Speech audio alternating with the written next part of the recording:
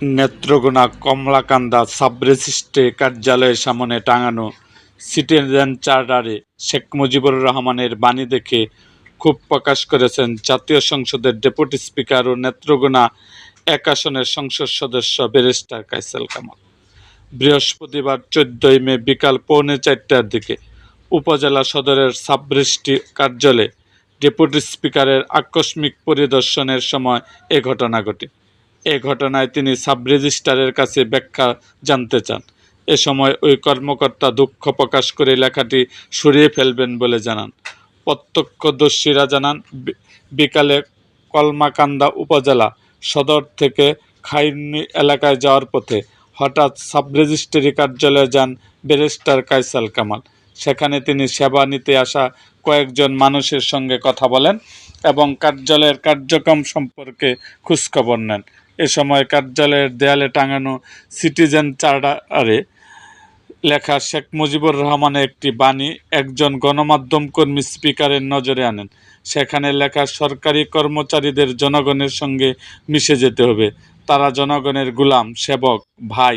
তারা জনগণের বাপ, জনগণের ছেলে, জনগণের সন্তান। তাদের এই মনোভাব নিয়ে কাজ করতে হবে। এ সম্পর্কিত দুটি ভিডিও সামাজিক যোগাযোগ মাধ্যমে ছড়িয়ে পড়ে।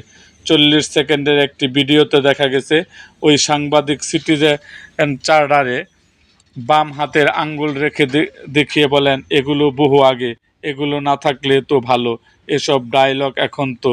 এরপর ডেপুটি স্পিকার সাব রেজিস্ট্রারকে বলেন, এগুলো তো আগের, তার মানে আপনিও দেখেন নাই নাকি? এ সময় সাব রেজিস্ট্রার বলেন, স্যার দেখিনি, চেঞ্জ করে দেব স্যার। তখন ডেপুটি স্পিকার বলেন, এই সমিতির লোকজন এখানে কেডা, তোমাদের চোখে পড়ে নাই? এটা লিখছে, এখন সাংবাদিকের চোখে পড়ছে, নিজের পকেটে ঢোকাও তো খালি, চোখে পড়বে কেমনে? ১ মিনিট ৩৬ সেকেন্ডের অন্য একটি ভিডিওতে দেখা যায় ডেপুটি স্পিকার বলেন, আমি কাউকে না জানিয়ে হঠাৎ করে এখানে এসেছি, কারণ জানালে ওনারা অনেক কিছুই করবেন। এটা আসলে কি হতবম্বনা, হতাশাও বটে। আর আমি মনে করি যারা এই সমস্ত বিষয় ইগনোর করছেন তাদের বিরুদ্ধে যথাযথ ব্যবস্থা নেওয়া উচিত। এ ব্যাপারে আইনগত ব্যবস্থা নেওয়া উচিত। এখানে সর্বোচ্চের একটি দুর্নীতি, এটা হয় নাকি?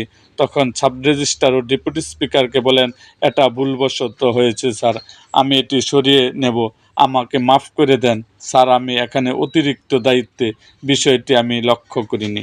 এরকম আরও ভিডিও পেতে আমাদের মুক্তাগাছার ইতিহাস মিডিয়া ইউটিউব চ্যানেলটিকে সাবস্ক্রাইব করুন এবং পাশে থাকা বেল আইকনটি বাজিয়ে দিন।